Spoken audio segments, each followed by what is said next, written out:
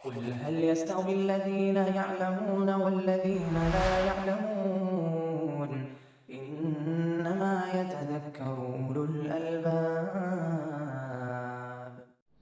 أشهد أن لا إله إلا الله.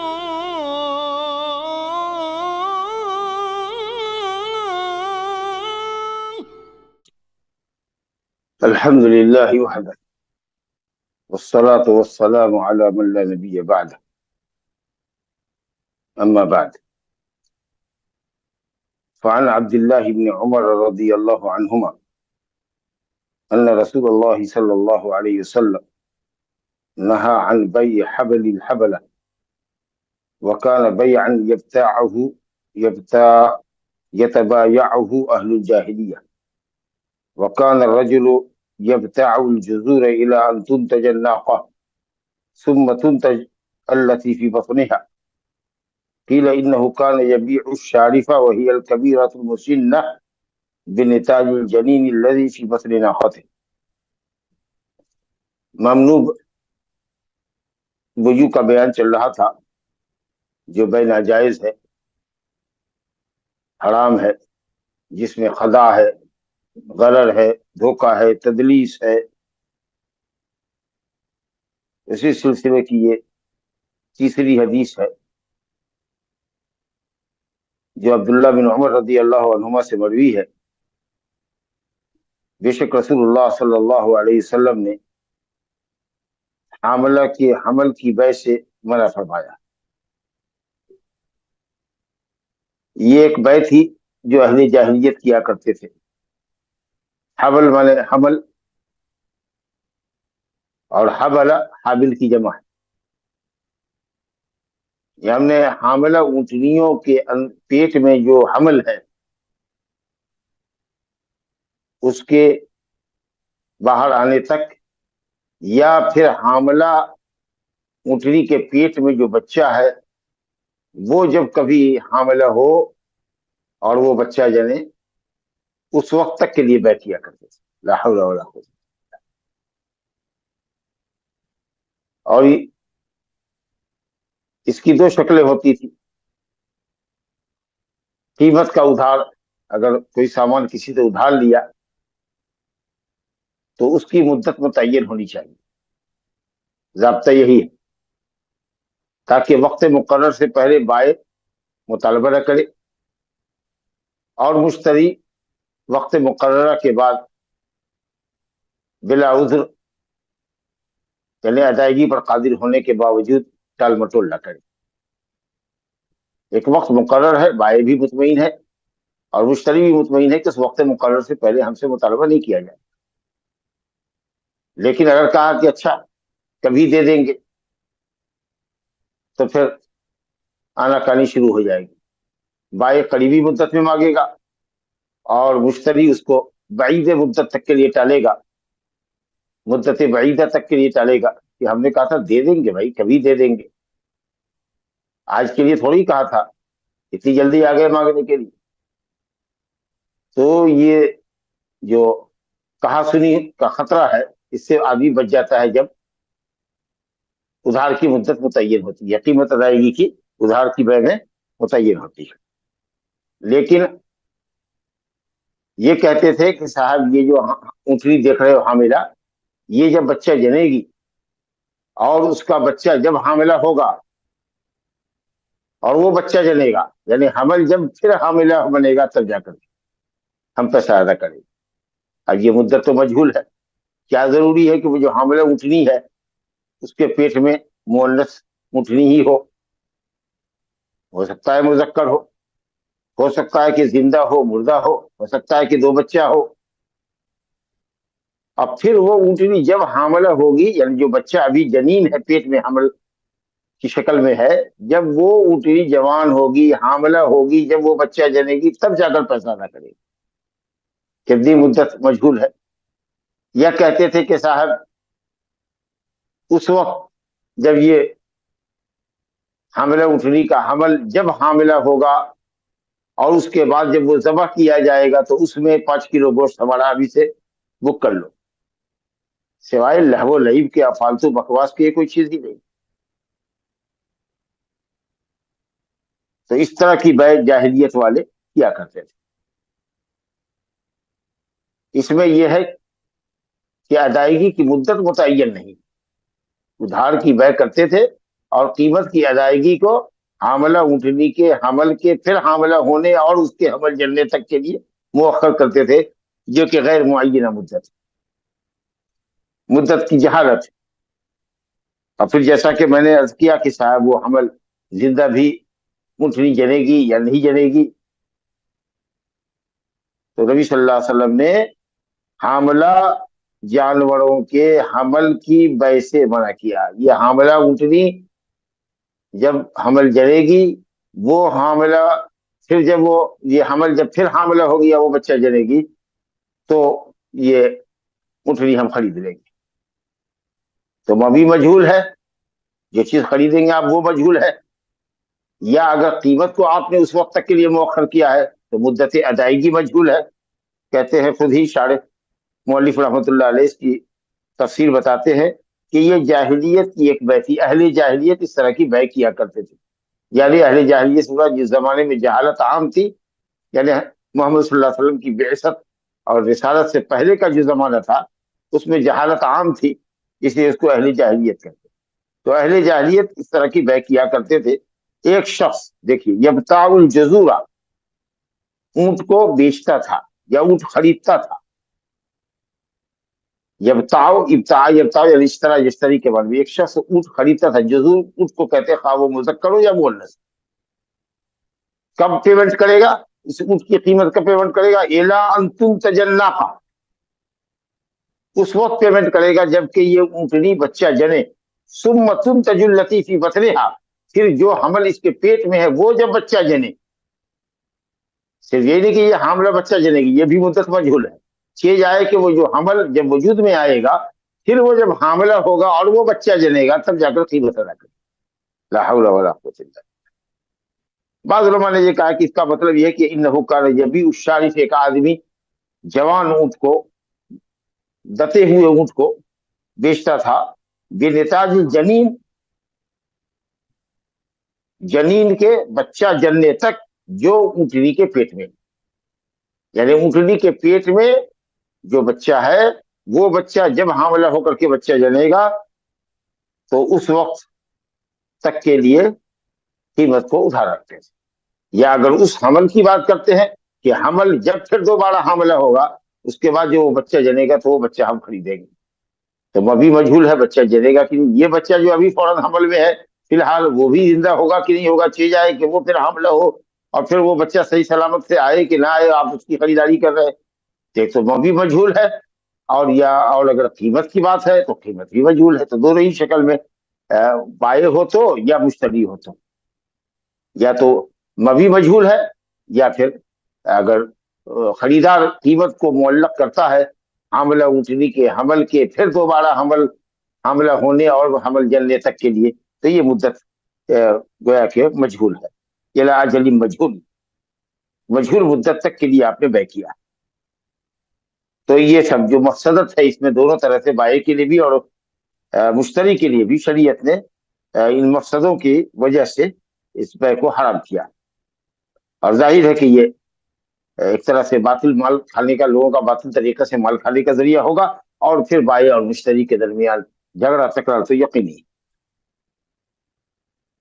تو یہ ہوا نہا عن بیع حبل الحبلہ. تو حبل مانے حمل، اور حبلہ حابل کی جمع، یعنی حاملہ اونٹنی کے حمل کی بیع سے.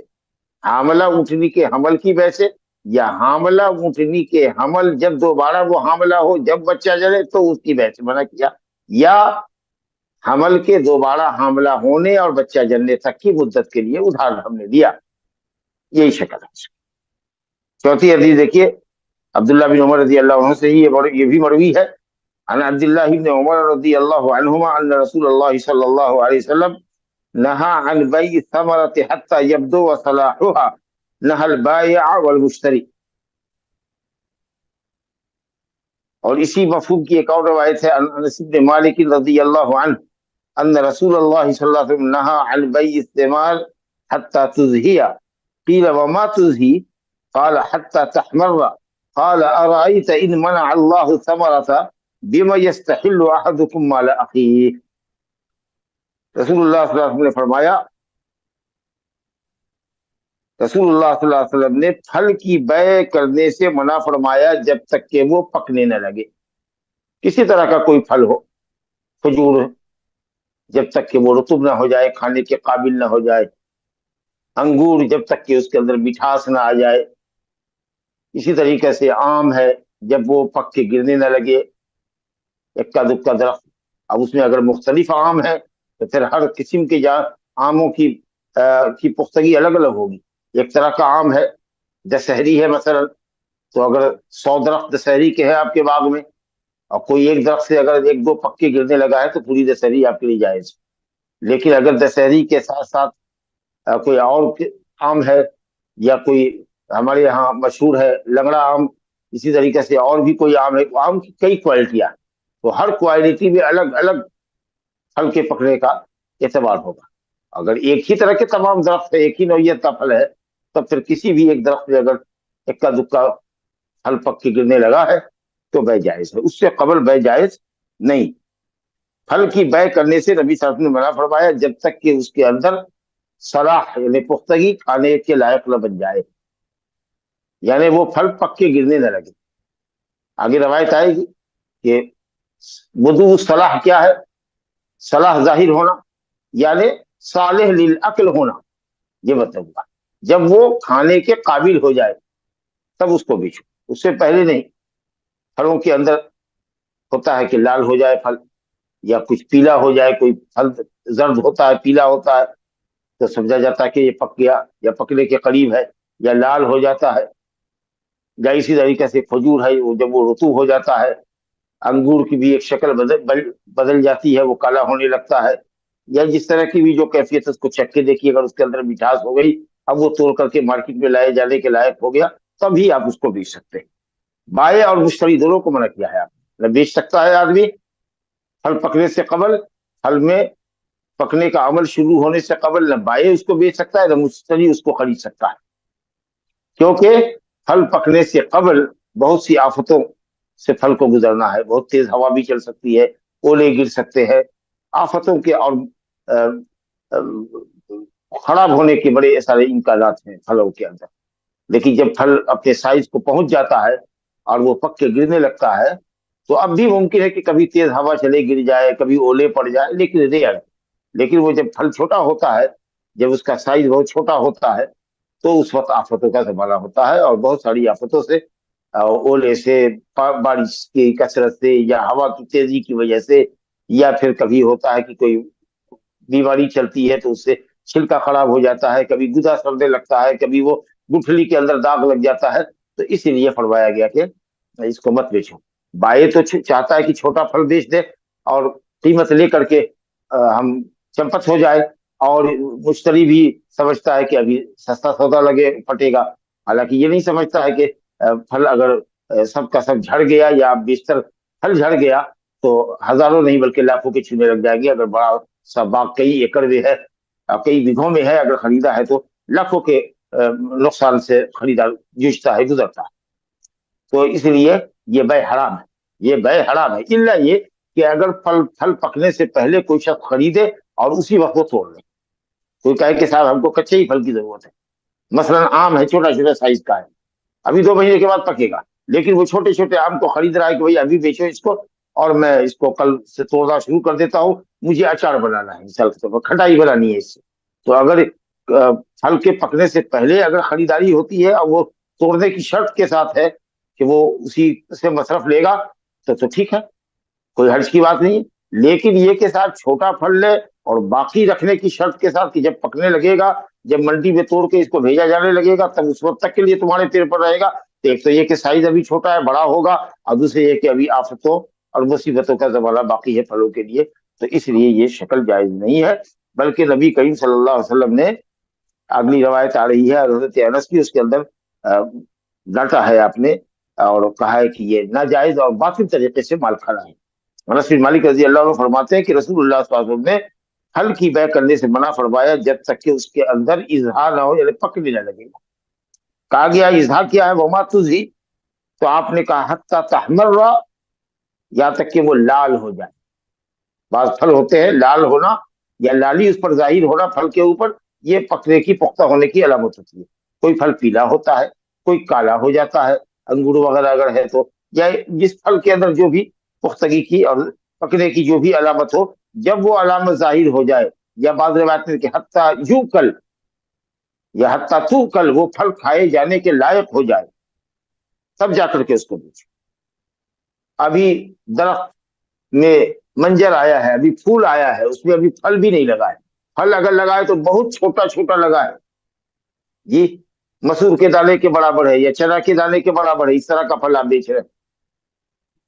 कहा आप सल्लल्लाहु अलैहि वसल्लम ने कि अरअयत इन मना अल्लाहु समरा, क्या ख्याल है तुम्हारा अगर अल्लाह ताला फल ही रोक ले, या आफत से, जायहा कहते आफत को, मुसीबत को, जो पेड़ पर टूटे फल सब झड़ जाए, तो तुम अपने भाई का माल, भाई से उड़ा दीनी भाई, दीनी भाई नसबी भाई होता है या दीनी भाई होता है। इंसानियत के नाम पर किसी को कोई भाई नहीं कहता। ये तो ठीक है कि हम सब एक आदम हुआ की औलाद, लेकिन इंसानियत की बुनियाद पर भाई भाई नहीं होता। इस्लामी नुक्ते नजर में भाई होता है या तो अल अख्फी नसब हो, नसबी भाई हो, सगा भाई हो, सौतेला भाई हो, बाप के रिश्ते से या माँ के रिश्ते से, या इन्नमल मोमिनून इख्वा, ईमानी रिश्ते से। तो बहरहाल वो आपका नसबी भाई हो या कि वो दीनी भाई, क्यों कर अपने भाई का माल हराम तरीके से हलाल करे, जो फल अभी बेचे जाने के लायक नहीं है, जिस पर आफतों का जमाना गुजरना बाकी है, तुम तो पैसा लेकर के अपने घर में चले जाओगे और घाटे से गुजरेगा वो मुश्तरी। ये जायज नहीं। अगर इस तरह की बै कोई करता है तो हराम बै, हराम बै, और जितना भी नुकसान होगा खरीदार का, उसकी भरपाई उस बाई को करनी पड़ेगी, पैसा वापस करना पड़ेगा। जाहिर है कि इस्लामी अदालत में तो बात चलेगी, लेकिन जो गैर इस्लामी अदालतें हैं, अरे आप दोनों की रजामंदी से मामला हुआ था, चलिए ठीक है, आप जानिए आपका काम है। इस्लाम गलत और धोखे को जायज करार नहीं देता और उस शक्ल को दुरुस्त नहीं छाड़ा था।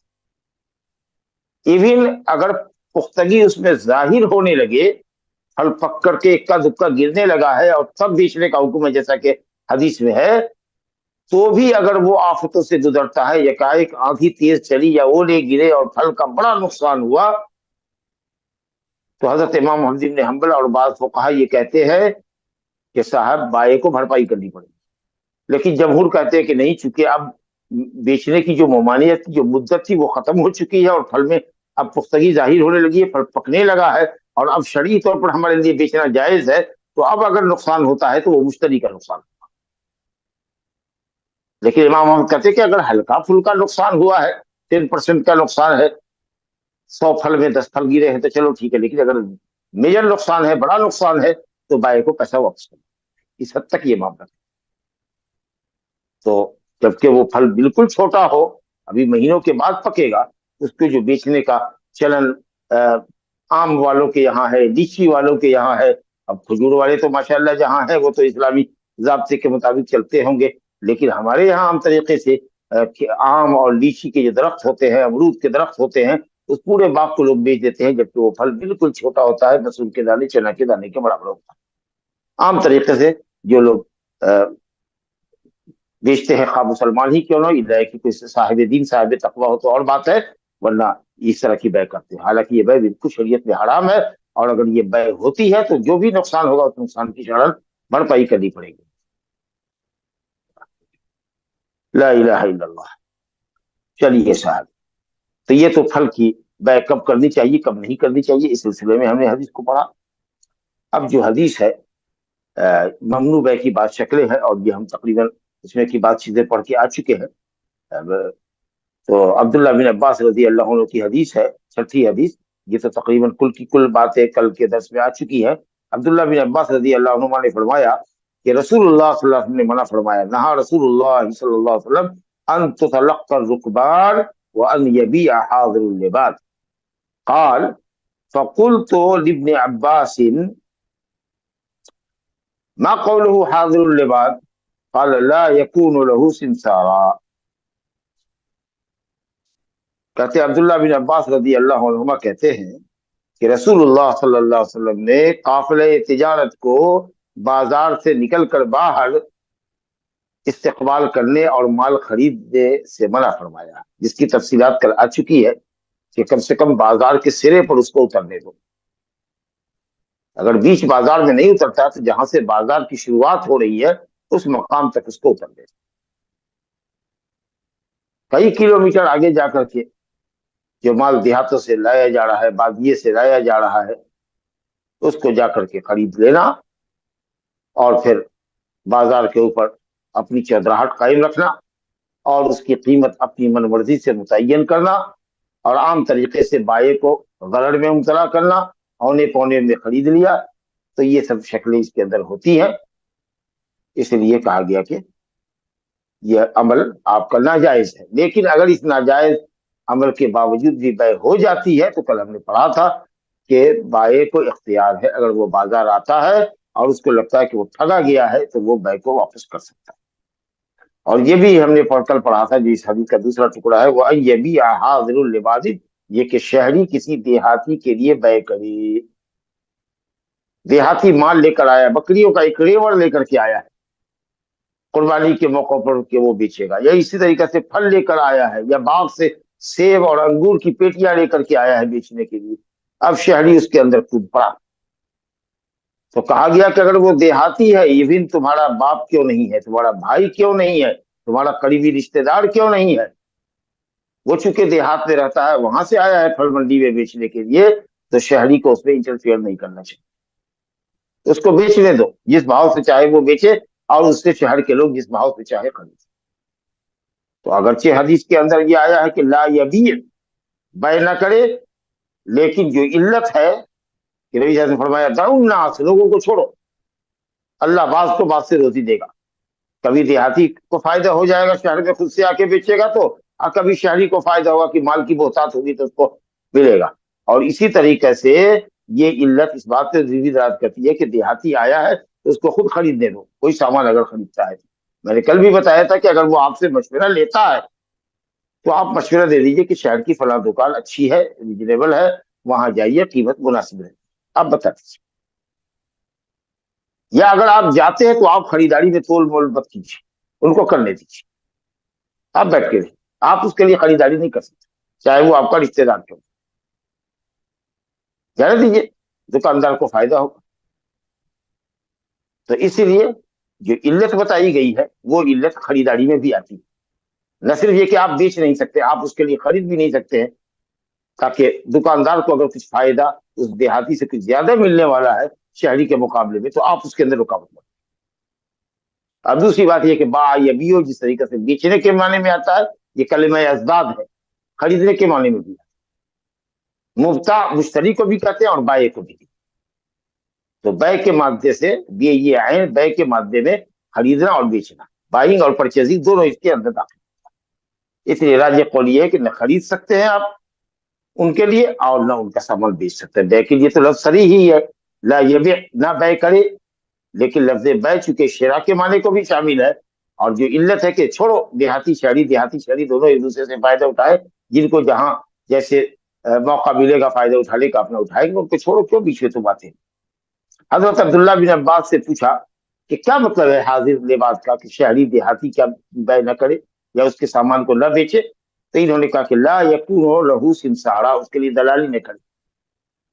और जाहिर है कि लफ्ज़ दलाली जो है बताता है कि साहब कुछ एवज लेकर के उसने कहा है कि भाई मियाँ साहब आप देहात से आए, ठगे जाइएगा, मुझे शहर का पूरा रेट मालूम है, शहर के अंदर 10 सब्जी मंडियां हैं, सबका रेट मैंने मालूम किया हुआ है, इसीलिए मैं मुनासिब कीमत पर आपको बेच कर दूंगा, आप मुझे इसके बदले में इतना इतना पैसा दे दूंगा।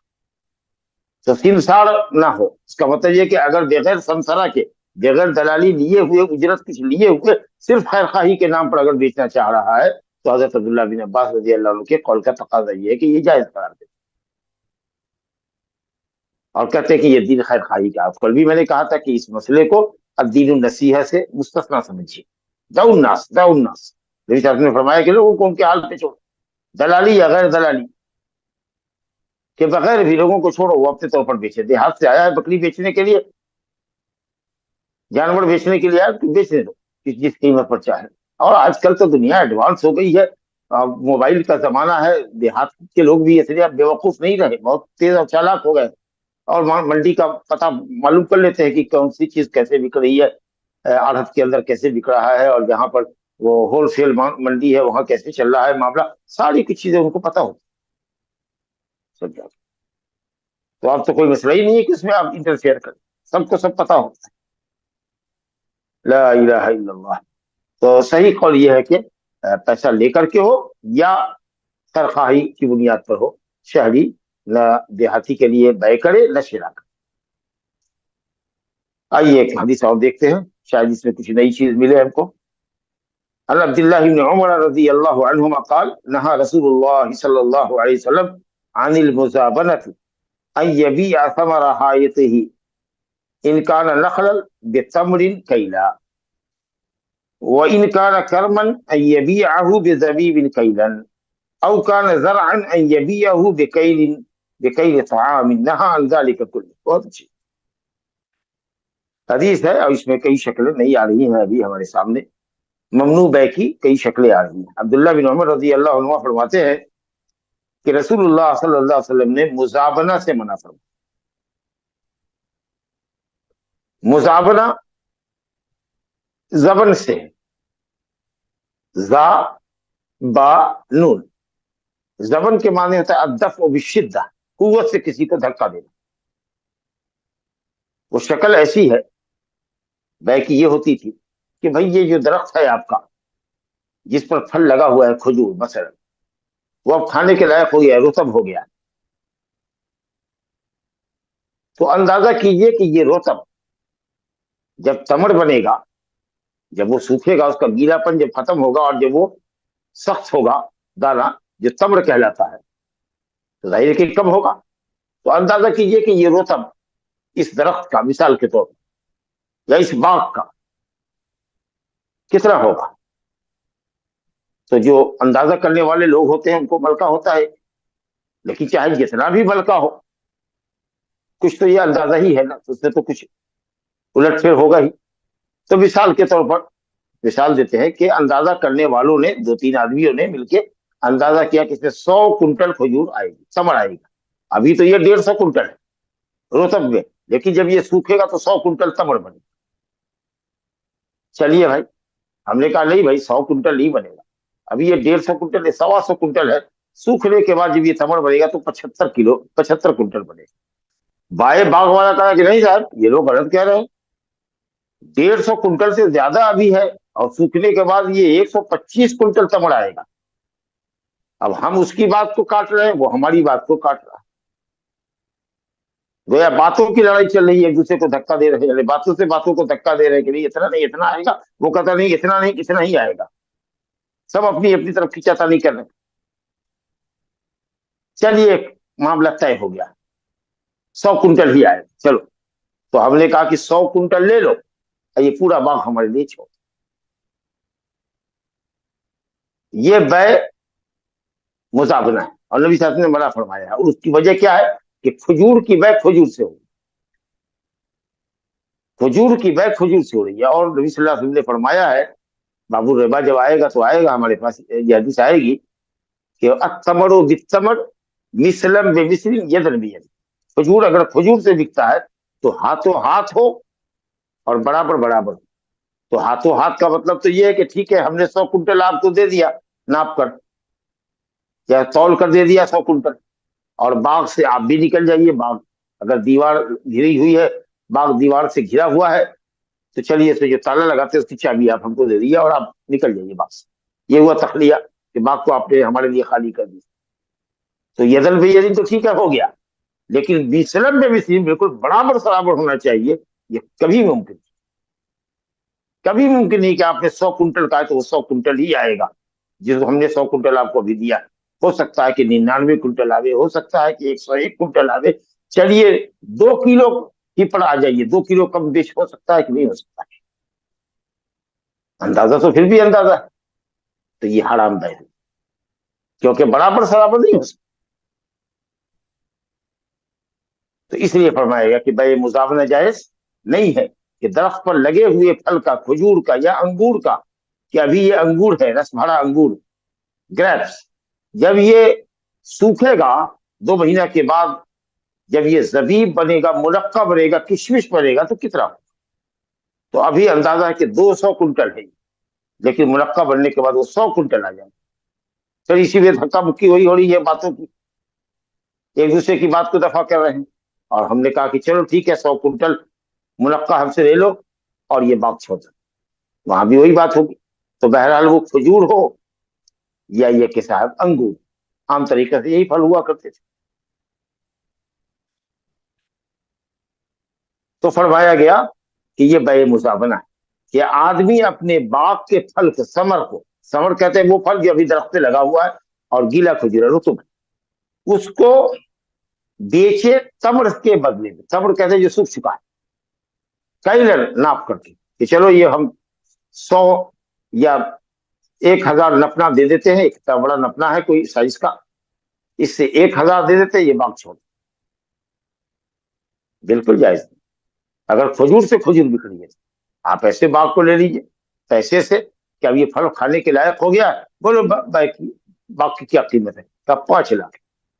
بھاؤ بٹا ہوتے ہوتے 4 لاکھ پہ ڈن ہوا، ٹھیک ہے 4 لاکھ لو، باغ چھوڑ.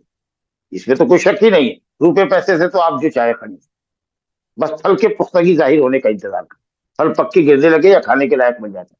لیکن کھجور کی بے اگر کھجور سے آپ کریں گے، یا اسی طریقے سے کھیت لگا ہوا ہے، کھیت میں پیداوار لگی ہوئی ہے، محصول ابھی آیا نہیں، پیداوار آئی نہیں، دیکھا کہ دانا سخت تو ہو گیا ہے، کہا کہ اندازہ کرو کہ اس کھیت میں جس کا رقبہ مثال کے طور پر 1 ایکڑ، اس 1 ایکڑ کے اندر کتنا آ سکتا ہے؟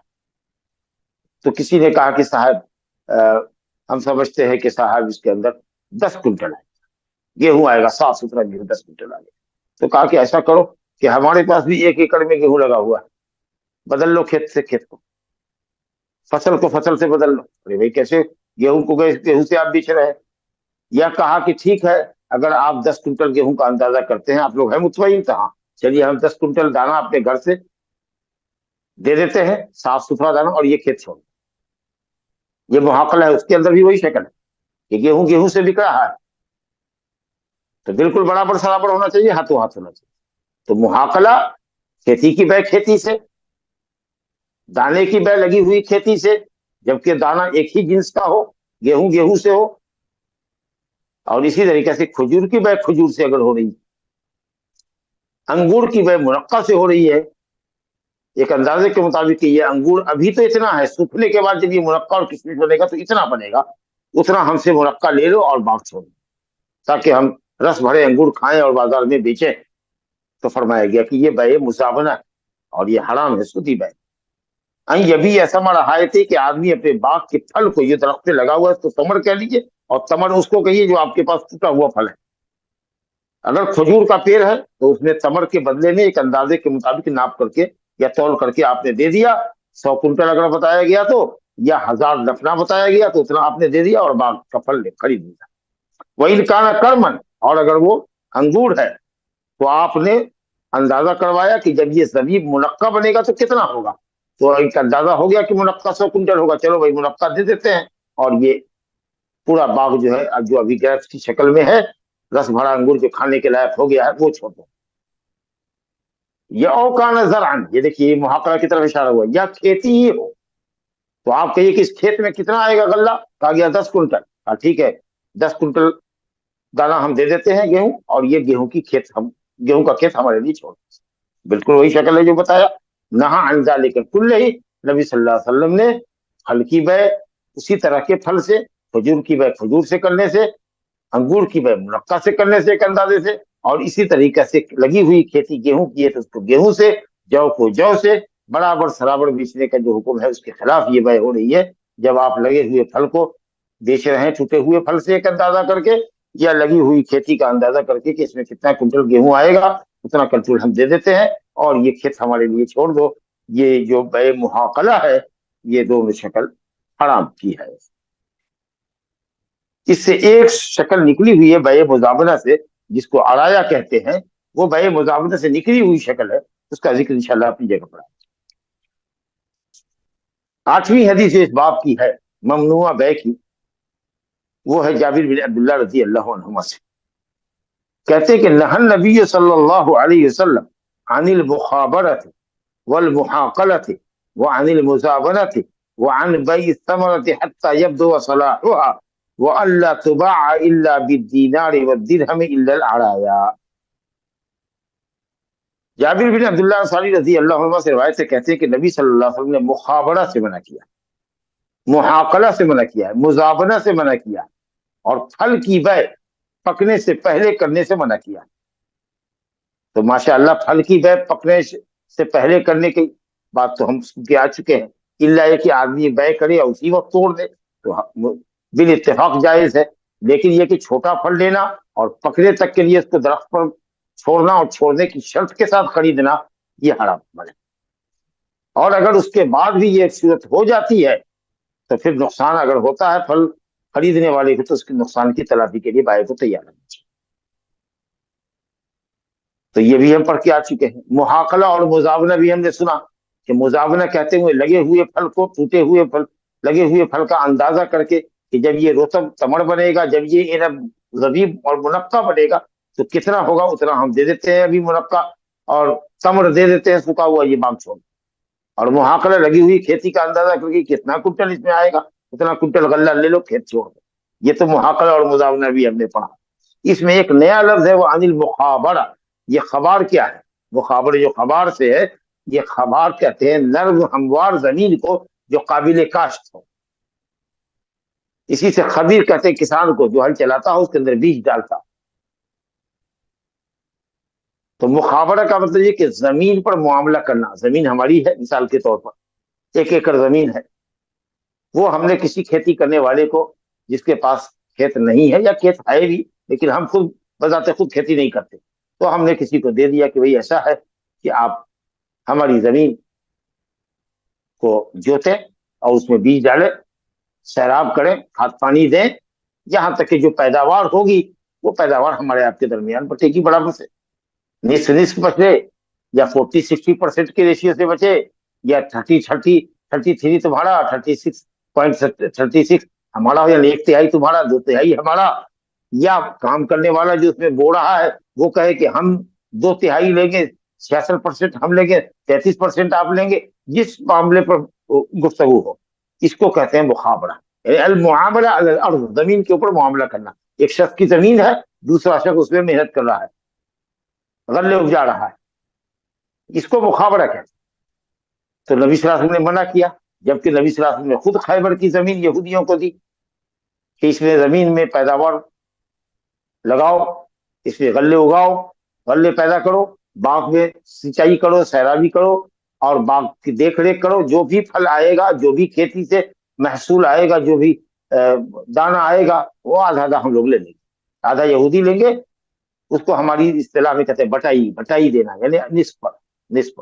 جیسے مزارع ہوتا ہے نا، مزاربہ ہوتا ہے نا، مزاربہ کی پیسہ ہم نے دیا، آپ محنت کریں، 5 لاکھ ہم نے آپ کو دیا، کاروبار کرو، اتفاق ہو گیا کہ کون سا کاروبار کریں گے، آپ کی محنت ہے، لگن ہے، آپ لا رہے ہیں، بیچ رہے ہیں، خرید رہے ہیں، اور حساب کر رہے ہیں، جو منافع آ رہا ہے اس میں کا آدھا آپ آدھا۔ تو اسی طریقے سے زمین ہماری ہے، محنت آپ کی ہے، جو پیداوار آئے گی، جو محصول اس سے آئے گا، جو غلہ پیدا ہوگا، وہ آدھا ہم لوگ بانٹ لیں گے، یا جس ریشیو سے ہمارے درمیان شرط ہے۔ تو نبی صلی اللہ علیہ وسلم نے کیا، ساری دنیا میں یہ عمل چل رہا ہے، اپنی جگہ پر آئے گا، صرف حنفیہ کہتے ہیں کہ یہ جائز نہیں ہے، حالانکہ ابو یوسف امام محمد نے بھی وہاں پر امام ابو حنیفہ کا ساتھ نہیں دیا۔ کیا ساری دنیا کے اندر مخابرہ ہوتا ہے، ساری دنیا کے اندر مزارع ہوتا ہے، زراعت کے اوپر معاملہ ہوتا ہے، کھیت کسی کا اور زراعت کوئی کرتا ہے، اور پھر جو پیداوار ہوتی ہے وہ برابر سے بانٹا جاتا ہے۔ تب پھر یہاں پر کیا مطلب ہے کہ جب یہ اتنی بڑی چیز ہے اور بالکل واضح روایت ہے، متفق علیہ روایت ہے کہ نبی صلی اللہ علیہ وسلم نے مزارع اور مخابرہ کیا ہے، تو پھر آپ کے یہاں منع کرنے کا کیا مطلب ہے؟ تو منع کرنے کا کئی مطلب ہے اس کا، تاکہ دونوں روایت میں تطبیق ہو سکے۔ ہوتا یہ تھا جاہلیت کے اندر کہ لوگ زمین تو دیتے تھے، بٹائی کرنے کے لیے کہتے تھے کہ ایسا کرو کہ اس کے آدھے حصے میں گیہوں کر دو اور آدھے حصے میں جو کر دو، ٹھیک ہے، جو تمہارا اور گیہوں ہمارا، یا काम करने वाला जो आमिल होता, जो ज़ारे होता, जो खेती करता, वो कहता कि ठीक है गेहूं हम लेंगे, जौ आप लीजिए। हो सकता है कि जौ की पैदावार बहुत थोड़ी हुई हो, गेहूं ज्यादा हुआ, या हो सकता है कि जौ ही बहुत आया हो और गेहूं उसके मुकाबले में कम होगा, तो धोखा होगा, कोई ना कोई तो ठगा जाएगा। ये शक्ल अगर मुखावरे की है, मुजारा की है, खेती पर मामला करने की अगर ये शक्ल है तो नाजायज। इसी तरीके से ये कहा कि जमीन बांट लिया, आधी जमीन में एक लकीर दे दी या मिट्टी से इसको डिवाइड कर दिया, कहा कि पूरब का हिस्सा तुम्हारा और आधा पश्चिम से हमारा, खेती पूरे में करो, लेकिन पूरब से जो पैदावार होगी वो हमारी होगी आधी खेत की, और पश्चिम वाला जो हिस्सा है आधा खेत का वो तुम्हारा होगा। हो सकता है कि कभी पश्चिम वाले हिस्से में गल्ला आए, पूरा वाला हिस्सा कोई पौधा ना निकाल सके, हो सकता है पूरब वाला हिस्सा फायदेमंद हो, पश्चिम वाला कमजोर पड़ जाए। या इसी तरीके से करते थे कि जिस तरफ से नहर और नदी चल रही है तो उस तरफ की जमीन वाला ले लेता था, क्योंकि वो जमीन खुद ही अंदर से पानी जज्ब कर लेती थी, तो उधर से पैदावारी होती, गोया पैदावारी हिस्सा जमीन वाला ले लेता, गैर पैदावारी जो हिस्सा था जिधर कम पैदावार होती वो रब्बुल वाल करेगा। एक शक्ल ये भी हो सकती है कि कहा कि भाई ये देखो, ये 1 एकड़ जमीन है, 1 एकड़ जमीन है, इसके अंदर जो भी पैदावार आए, जितनी आवे, हमको 10 कुंटल चाहिए, 10 कुंटल से आगे जो आवेगा वो तुम्हारा होगा। आप ये शर्त लगा रहे हैं, अगर 10 कुंटल से आया तो आप ही ने ले लिया, बेचारा मजदूर जिसने मेहनत की थी उसको तो कुछ भी नहीं मिला। या अगर 9 कुंटल आया, 8 कुंटल ही आया, तो वो 2 कुंटल अपने घर से आपको देगा। एक दाने का फायदा तो आपकी जमीन से हुआ नहीं, 3 महीने की मेहनत उसकी रह गई, तो सरप्लस वो अपने घर से आपको दे रहा है। ये शक्ल अगर है, तमाम शक्लों के अंदर धोखा और फड़ेगा। लेकिन अगर इस तरह हो कि पूरी जमीन तुम खेती करो और उसमें जो भी पैदावार आवेगी हम निस बांटेंगे, या सुलुस तुम लोगे 2 सुलुस हम देंगे, या 40-60 का रेशियो रहेगा, 60 हमारा 40 तुम्हारा, लेकिन पूरी मुश्तरका पैदावार में हम ये रेशियो से तकसीम करेंगे। अल्हम्दुलिल्लाह, कोई हर्ज, कोई धोखा नहीं। फल आया, खेती आई, गल्ला पैदा हुआ, या बाग में फल आया जिसको मुसाकात कहते हैं, सैराबी के ऊपर मामला देना के साथ दरख्त की देख रेख करो, उसमें सिंचाई करो, ये उस पर नई मिट्टी चढ़ाओ और दरख्तों के ऊपर हशरातुल अर्द को मारने वाली दवाओं का छिड़काव करो, वगैरह वगैरह। तो वो बाग के ऊपर अमल होता है, ये खेत गल्ले के ऊपर अमल हो रहा है। तो जो बाग के ऊपर होता है उसको मुसाकात कहते हैं, सकी से, वो भी आएगा अपनी जगह पर। अब मुजारा ज़राअत से, खेती बाड़ी करने के ऊपर, तो अल्हम्दुलिल्लाह वो शक्ल जायज है। लेकिन जिन शक्लों का हमने जिक्र किया कि 2 तरह की का गल्ला, वो फला गल्ला तुम्हारा, फला गल्ला हमारा, उधर की जमीन है का आधा उधर की जमीन की आधी पैदावार हमारी, इधर की तुम्हारी, इधर से उपजाऊ जमीन है उधर की हमारी, उधर की तुम्हारी, या चलो साहब हमको एक मुतय्यना गल्ले की एक मिकदार दे दो, 10 कुंटल दे दो, बाकी जो है वो तुम्हारा, बिल्कुल हराम शक्ल है, नाजायज है। तो अगर ऐसी नहीं है शक्ल, मीन जुमला जमीन करो और उसमें से जो भी पैदावार आएगी हम लोग आधा आधा बांट लेंगे, अल्हम्दुलिल्लाह ये शक्ल जायज है और सारी दुनिया के अंदर राइज है, और नबी सल्लल्लाहु अलैहि वसल्लम ने किया है खैबर के ऊपर मामला। तो ये हुआ मुखावरा, जमीन के ऊपर मामला करना। तो ये एक नया लफ्ज था जिसको मुजारा भी कहते हैं, वो शायद अलग से एक हदीस लाएंगे इस बाब में, आगे इसी बाब में, मुजारा, बाबुल मुजारा वल मुसाकात, खेती करने के लिए किसी को देना या बाग की इस्लाह और सिंचाई के लिए किसी को देना, और इस शर्त पर के पैदावार आएगी तो पूरी पैदावार से हम आधा ले लेंगे। मुतय्यन कर दिया अगर आपने कि ये 10 दरख्त तुम्हारे हैं और ये 10 दरख्त हमारे हैं, तुम पूरे पर मेहनत करो, लेकिन ये 10 तुम्हारा, ये 10 हमारा, निशान लगा दिया अपने अपने पेड़ों के ऊपर। हो सकता है कि उसके 10 पेड़ में 2 पेड़ में फल आया, 8 पेड़ ऐसे ही नील कुछ भी नहीं, और आपके 10 पेड़ में फल आया, या आपकी तरफ से कुछ, आपके दरख्तों में कुछ फल, कोई फल नहीं आया, उधर फल आ गया, तो धोखा है बहरा। तो आपने फरमाया कि फलों की बै मत किया करो दरख्त के ऊपर, या खेती लगी हुई मत किया करो, या मुखावरा ज़राअत के ऊपर मामला, जो शक्लें मैंने बताई 4-5 शक्लें, उन शक्लों में से कोई शक्ल पे ना हो। और आगे फरमाया कि वो अनबई समरत हत्ता यब्दु सलाहुहा, और दरख्त का फल ना बेचो जब तक कि वो फल पकने ना लगे। وَأَلَّا تُبَاعَ إِلَّا بِالدِّينَارِ وَالدِّرْهَمِ، اور پھل کی اگر بے کرتے ہو جب وہ پکنے لگے کھانے کے لائق ہو جائے تو روپے پیسے سے دینار و درہم سے خریدو، یا آج کل دینار و درہم کی جگہ کاغذ کے نوٹوں نے لے لیا ہے، تو روپے پیسے سے لو، ریال ڈالر سے لو، ہندوستانی کرنسی سے لو، پھل دے کر کے پھل نہ لو الا العرایا، صرف ایک شکل میں جائز ہوگا کہ کھجور کی بے کھجور سے کی جائے، عرایا ایک شکل ہے خاص بے کی، اس کو ابھی ہم پڑھیں گے، تو آپ نے کہا کہ اس شکل میں پھل دے کر کے پھل لے سکتے ہیں، کھجور دے کر کے درخت پر لگا ہوا کھجور لے سکتے ہیں، ورنہ روپے پیسے سے لیا کرو جب وہ پھل کھانے کے لائق ہو جائے۔ پھل سے پھل خریدنا، کھجور سے کھجور کو خریدنا، یہ بے مزابنہ ہے، اس سے صرف ایک شکل نکلی ہوئی ہے بے عرایا کی، جس کا ذکر ابھی ہم کرنے والے ہیں اگلی حدیث میں۔ اس باب کے اندر یہ 9ویں حدیث ہے، پھر ایک 10ویں حدیث ہے، اور اس کے بعد انہوں نے باب العرایا کا باب ہی باندھا ہے، جس کے اندر 2 حدیثیں لے کر کے آئے ہیں، اگر ہم پڑھنے پر قادر ہوئے تو ٹھیک، نہیں تو پھر یہ عرایا کیا ہے، بے مزابنہ سے نکلی ہوئی جو شکل ہے، اس کا ذکر انشاءاللہ کل کے بس ہے۔ میں نے اس کو اس لیے مؤخر کیا ہے کہ چونکہ اس نام سے باب ہی الگ مؤلف نے قائم کیا ہے، اور عرایا کا جو مسئلہ ہے وہ الگ سے حدیث میں بیان کیا گیا ہے، اس لیے ہم اس کی تفصیل میں ابھی جانا نہیں چاہتے۔ چلیے صاحب، محاقلہ اسی کو کہتے ہیں بیع الحنطۃ فی سنبلھا بحنطہ، گیہوں جب وہ اپنے خوشے میں ہو، ابھی بالی میں ہو، تو اندازہ کرنا کہ صاحب اس بالی سے گیہوں کتنا آئے گا، اتنا گیہوں دے دیتے ہیں، اور اس کو محاقلہ کہتے ہیں۔ اب مزابنہ درخت پر لگے ہوئے پھل کا اندازہ کرنا کہ یہ رطب جب، یا یہ انگور جب منقع بنے گا، یا یہ رطب جب تمر بنے گا تو کتنا ہوگا اتنا دے دیتے ہیں، اور باغ کا پھل چھوڑ دیتے ہیں، یہ سب ہم سمجھ چکے ہیں۔ 9ویں حدیث اس باب کے اندر ہے، ابو مسعود انصاری بدری صحابی ہیں، ان سے روایت ہے، ان ابی مسعود الانصاری رضی اللہ عنہ ان رسول اللہ صلی اللہ علیہ وسلم نہا عن ثمن الکلب ومہر البغی وحلوان الکاہن۔ اور اسی مفہوم کی ایک حدیث ہے، نیچے بھی ہے، اس کے اندر صرف ایک نئے لفظ کا اضافہ ہے، اس حدیث کو بھی پڑھ لیتے ہیں۔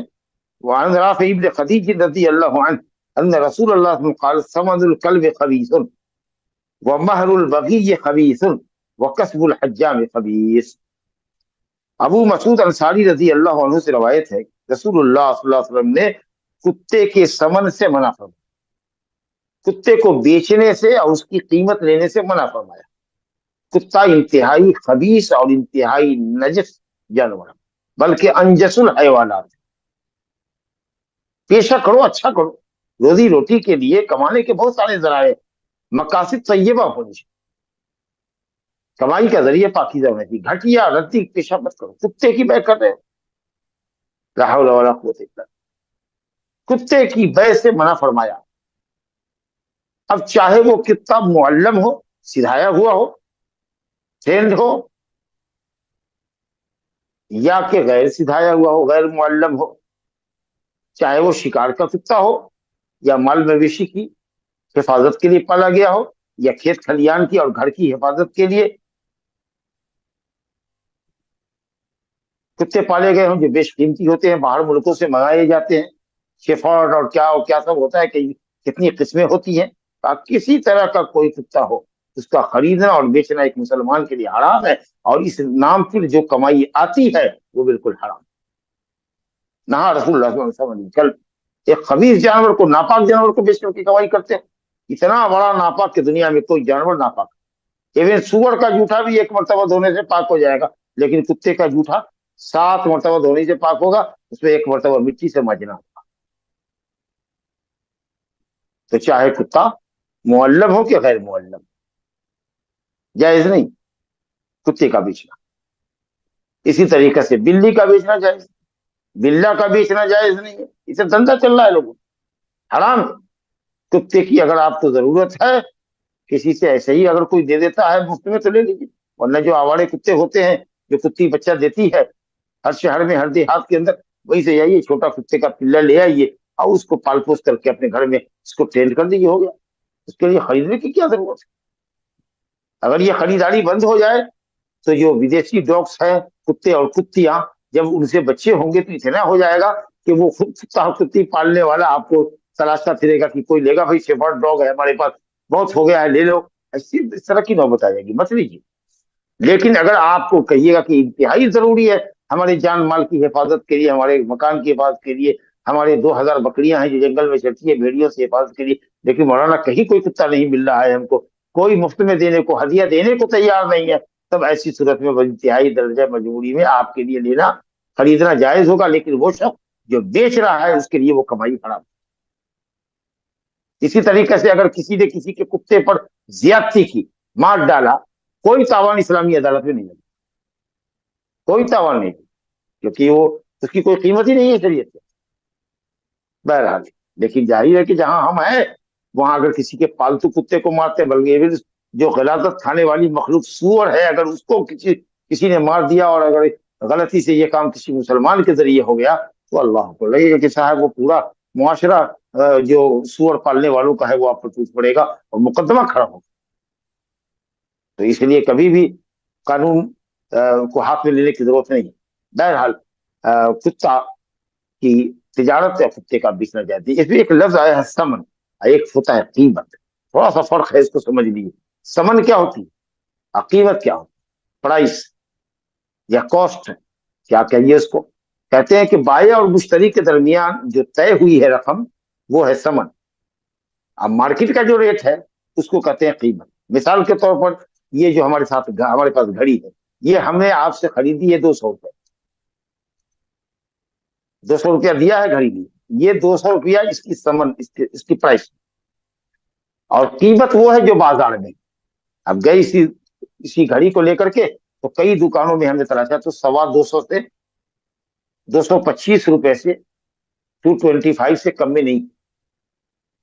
तो वो ही कीमत जो मार्केट का रेट है। और हमारे आपके दरमियान जो डील हुई है, जिस प्राइस पर हमने लिया है और आपको दिया है, वो 10 है, वो कीमत, वो समन है। 10 रुपए की किताब हमने आपसे ली है, वो किताब मार्केट में 12 रुपए है। वो 10 रुपया जो हमारे आपके दरमियान तय हुआ है, जो हमने दिया है और आपने लिया, वो है समन, और कीमत वो है जो मार्केट। तो बहरहाल, कुत्ते के समन से, यानी कुत्ता खरीदने वाला और बेचने वाले के दरमियान जो उस शेफर्ड डॉग की जो कीमत है, ये जो प्राइस हुई है, उसको समन कहते हैं। तो कुत्ते के समन से नबी ने मना कर। चलिए, वो महरुल बगी है, और जानिया की महर यानी जानिया की कमाई, जानिया की कमाई यानी जिना की जो वो उजरत लेती है वो भी हराम। उसको महर से ताबीर किया गया है इसलिए कि वो इस्तिमता उसके महल्ले मखसूस से, उसकी शर्मगाह से फायदा उठाने की एवज जानी पेमेंट करता है। जिस तरीके से एक शरई निकाह करने वाला अपनी बीवी से लुत्फ अंदोज होने की इसको महर देता है, उसी तरीके से ये जानिया अपने जिस्म फरोशी की कीमत लेती है और जिना करने वाला उसको कीमत देता है। तो इसलिए इसको लफ्ज़ महर से ताबीर किया गया। तवस्सुअन हुई वसअत देते हुए मामले। वह हुलवान काहिन, और काहिन का हुलवान यानी अतिया, जो काहिन को अतिया मिलता है, तोहफा आपकी तरफ से मिलता है, ये हुलवान है हलावत से। हलावत माने मिठाई। ये बैठा बैठा एक काहिन जो गैब की खबर बताता है, मुस्तकबिल में ऐसा होगा, मुस्तकबिल में ऐसा होगा, इस साल बहुत जाड़ा पड़ेगा, तो इस साल बहुत गर्मी पड़ेगी, तो इस साल कोई बड़ा नेता मरेगा, तो इस साल कोई बड़ा आदमी पैदा होगा, तो इस साल कीमतें आसमान को छू रही होंगी, तो इस साल फला चीजें सस्ती हो जाएंगी। ये जो अटकल पच्चू जो गुफ्तगू करता रहता है शैतान का बंदा, और गैब की खबर देता है मुस्तकबिल की, ये काहिन हो, नजूमी हो, अर्राफ हो जो गुमशुदा अशिया का पता लगाता हो, रम्माल हो जो जमीन पर खत खींच करके पता लगाता है, कंकड़ी मारने वाला हो जो कंकड़ी मार करके किस्मत का हाल मालूम करता है, वो पामिस्ट हो जो हाथों की लकीर देख करके मुस्तकबिल का हाल बताता है। ये सारे सब एक ही थाली के चट्टे पट्टे। ये बैठ करके अटकल पच्चू बोलते हैं, और जो इसकी उजरत उनको मिलती है वो तय करके लें या आप उनको दें। वो हलवे के तरीका से गोया बिला ताब के, बिला मशक्कत के, बगैर मेहनत के बैठ करके खा रहे हैं और लोगों को उल्लू बना रहे हैं। तो ये सब कमाई जो है नबी सल्लल्लाहु अलैहि वसल्लम ने कहा कि हराम है बिलाशुबा। कुत्ते की कमाई, कुत्ते को बेच करके कमाई करना, महरुल बगी है, जानिया का जिना के ऊपर उजरत लेना, चाहे वो लौंडी हो कि आजाद औरत हो। वह हुलवान काहिन, और इसी तरीके से काहिन और नजूमियों का, मुस्तकबिल की खबर देने वाले मक्कारों का बैठ करके उजरत लेना। जैसे कि लोग हलवा खाता है, मीठी और नरम चीज जिसमें कोई मशक्कत नहीं होती, उसी तरीके से ये बेईमान बैठ करके कमाई कर रहा है। रजमुन बिल गैब, अटकल पच्चू बातें करता है।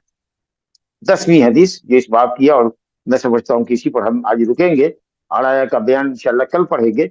राफे बिन खदीज रजी अल्लाह अन्हु से रवायत है, रसूलुल्लाह ने फरमाया समनुल कल्ब खबीस, खबीस का माना हराम और खबीस का माना रद्दी भी आता है।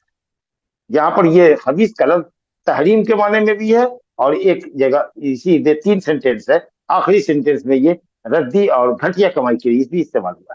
तो समनुल कल्ब खबीस, कुत्ते की कीमत, कुत्ते का प्राइस जो है जो तय होता है बाई और मुश्तरी के दरमियान, आपने फरमाया वो खबीस है, हराम है, हराम। इसी तरीके से महरुल बगी ये खबीस, ये जानिया जो अपने जिस्म से लुत्फ अंदोज होने वाले से उजरत लेती है, ये भी हराम कमाई है। जिसम फरोशी जनाकारी हराम, उस पर दी जाने वाली उजरत हराम। बिल्कुल वाजे बात है, इसमें क्या कोई मंतिक फलसफा तो है नहीं, बिल्कुल बात वाजे है। हुर्मत की वजह आप जानते हैं कि अमल हराम। व कसबुल हज्जाम खबीस, इसी तरीके से हज्जाम की कमाई, जो पछना लगाता है, जो हिजामा करता है, जो हिजामा करता है, उसकी कमाई खबीस है। अब ये खबीस गुर्बत के माने में बाद लोगों ने लिया, लेकिन नहीं, क्योंकि नबी सल्लल्लाहु अलैहि वसल्लम ने अबू तैबा नाम के हज्जाम को, जो हिजामा किया करता था, जो पछना लगाया करता था, आपने उससे अपने सर में पछना लगवाया और उसको उजरत दी। अगर हराम होता तो आप उजरत नहीं देते, बल्कि उस अबू तैबा के मालिक को, जिसका ये गुलाम था, उससे आपने कहा कि इस गुलाम पर रहम खाओ और जो टैक्स लेते हो उससे यौमिया, उससे थोड़ा कम कर दो, क्योंकि पछना लगाने वाले या हिजामा करने वाले इस गुलाम की इतनी कमाई नहीं है जितना तो रोजाना इसे मजदूरी लेते हो। तो आपने हजामा करवाया है और आपने उजरत दी है, और एक तरफ आप कह रहे हैं कि हज्जाम की कमाई, पछना लगाने वाले की, हिजामा करने वाले की कमाई खबीस है। तो खबीस का मैंने यहाँ पर रद्दी है, घटिया पेशा, घटिया पेशा। ये मुसलमान के अखलाक और उसके वकार के बनाफी अमल है। इससे कोई दूसरा काम करो, अच्छा पेशा करो, इसको छोड़ो। लेकिन अगर कोई करता है, पिछले जमाने में तो बाकायदा मुंह की हवा से उसको गंदे खून को और पीप को लिया करते थे। तो कभी कभी ये होता था कि वो अगर गलती से या ज्यादा जोर से हवा से उसको खींचा तो मुंह में भी वो गंदा मवाद आ जाता था। आजकल तो वो कैफियत नहीं है, कफिंग की कैफियत होती है, वो कप डाल देते हैं, उसके अंदर मादा आता है। लेकिन फिर भी बहरहाल जो ये लोग इस तरह के काम करते हैं, मुख्तलिफ ब्लड को साफ करते हैं, उसको पूछते हैं, हो सकता है कि बैक्टीरियल ब्लड हो, तो इस तरीका से खुद उसके बीमार पड़ने का भी खतरा रहता है। कई लोगों ने इस बीमारी के पेशे को छोड़ दिया। तो बहरहाल एक मुसलमान के लिए ये हिजामा की कमाई जो है, ये पसंदीदा और अच्छी कमाइयों में से नहीं है, ये रद्दी और घटिया किस्म की कमाई है। आदमी को चाहिए कि इससे ऊपर की कोई अच्छी कमाई करे, जो उसके वकार और उसकी हैसियत के मुताबिक हो। हाज़ा व बिल्लाहि तौफीक, सल्लल्लाहु अलैहि नबीना मुहम्मद व अला आलिहि व सहबिहि अजमाइन। जज़ाकल्लाहु खैरन शेख। वही आपको एक सवाल है कि साउथ में बाज मौज को कच्चा पकाया जाता है, अगर पक जाता है तो नहीं बिकता, तो इस वजह से झाड़ पे ही रफ एस्टिमेट से करना दुरुस्त नहीं है क्या? नहीं है, नहीं, जब तक वो खाने के लायक न बने उस वक्त तक नहीं। सब्जी के तौर पर अगर कोई आपसे खरीदता है, उसी वक्त वो काट लेता है, अगर काट लेता है तो ठीक है, लेकिन झाड़ पर छोड़ नहीं सकता 10 दिन, 20 दिन, 25 दिन, 50 दिन के लिए वो छोड़ नहीं सकता। जी शेख, इसी का एक मिलता जुलता सवाल है शेख। कुछ फल पकते नहीं, मार्केट में आ जाते, जैसा कि सीताफल है या मौज है, कच्चे ही रहते, उसको लेकर घर में लाकर पकाया जाता शेख, तो वो खरीद सकते शेख? ये हाँ, वो खरीद सकते, मार्केट में है तो आप खरीद लीजिए। वो तो बाग से खरीदना नहीं चाहिए, क्योंकि हो सकता है कि वो पके ही नहीं, हो सकता है कि वो खराब हो जाए फल, हो सकता है कि साहब उस पर ओले पड़े तो फल खराब हो जाए। तो इस तरीके के ये खतरात है, इस वजह से कहा गया कि बाई और मुश्तरी, बाई तो मुनाफे में रहेगा लेकिन मुश्तरी की बड़े घाटे का शिकार होगा। लेकिन जबकि वो टूट करके बाजार में दस्तयाब है और वो आपके काम में आ रहा है या आप उसको काम में ले सकते हैं, तो आपके लिए कोई हर्ज नहीं है खरीदना मार्केट से। जी जज़ाकल्लाहु खैरन शेख। अगला सवाल है, अगर कोई शख्स 1 साल के लिए कोई फल का बाग ले ले तो क्या, तो ये अल्हम्दुलिल्लाह 100% जायज, 100%। आप पूरा बाग ही ले लीजिए, इसके अंदर उसकी इस्लाह दुरुस्तगी करवाइए, दवा का छिड़काव कीजिए, पानी डालिए, जमीन को कुड़ेदिए कुदाल से, या जो होता है फावड़ा वगैरह चला करके जमीन को ढीला कीजिए, नरम कीजिए, उसमें पानी दीजिए, मिट्टी फल दरख्त की जड़ में चढ़ाइए, और इस तरीके से आप मेहनत मशक्कत करते हैं और आपने 1 साल के लिए 2 लाख में वो बाग ही खरीद लिया है, 1 साल के एग्रीमेंट पर, या 5 साल के एग्रीमेंट पर 5 लाख रुपए में आपने बाग खरीद लिया है, वो जायज। जी मुकारबे का क्या हुक्म होगा? लैंड और बिल्डिंग डेवलपमेंट कॉन्ट्रैक्ट में ओनर की लैंड होगी और बिल्डिंग डेवलपमेंट कंपनी ज्यादा फ्लैट्स रख लेते हैं और ओनर को थोड़े कम फ्लैट्स देती है। मसलन 1 2 3 फ्लोर बिल्डिंग डेवलपमेंट कंपनी रख लेती और 4 5वां फ्लोर और पेंट हाउस ओनर को दे देती। ठीक है, अगर आप उस पर राजी हैं तो ठीक है। अल मुस्लिमून अला शुरूतिही, अल मुस्लिमून अला शुरूतिही, मुसलमान अपनी शर्तों पर है।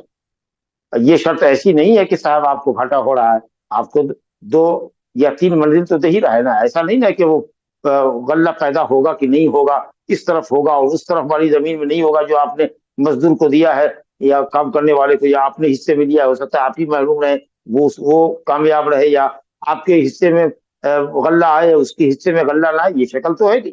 शक्ल तो ये है कि भाई कुछ चीजें मिलना आपको यकीनी है और वो मामला तय है आपके साथ, और मामला वो भी पैसे और फ्लैट का है। तो इसलिए अगर ये शर्त है कि साहब आपको 2 फ्लैट दे देंगे या 2 फ्लोर दे देंगे तो ठीक है, आप अगर इस पर राजी है तो चलेगा, बिना तरद्दुद चलेगा। जी शेख। शेख और कुछ 1 2 सवाल ले शेख, या ये 5 मिनट बढ़ गए शेख हमारे? चलिए ले लीजिए, आपकी ख्वाहिश है तो। जज़ाकल्लाह खैरन शेख। आज की हदीस भैया में जो मना करदा तरीके हैं ये रिबा में शुमार नहीं होते हैं क्या?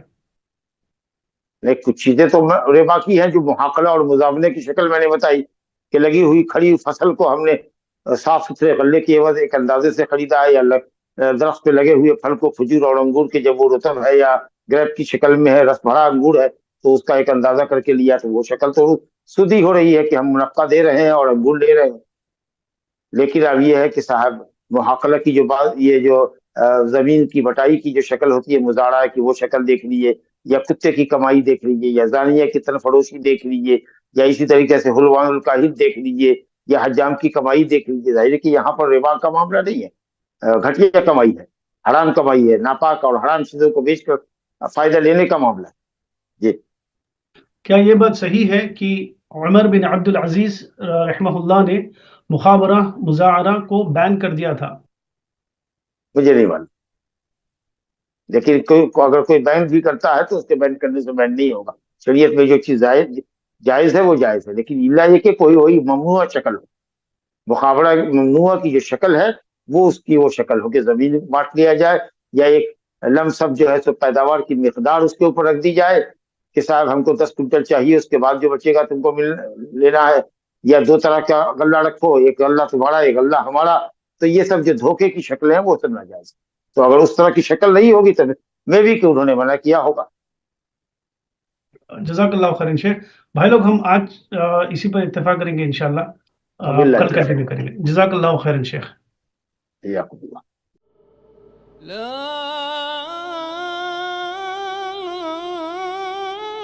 إله إلا الله.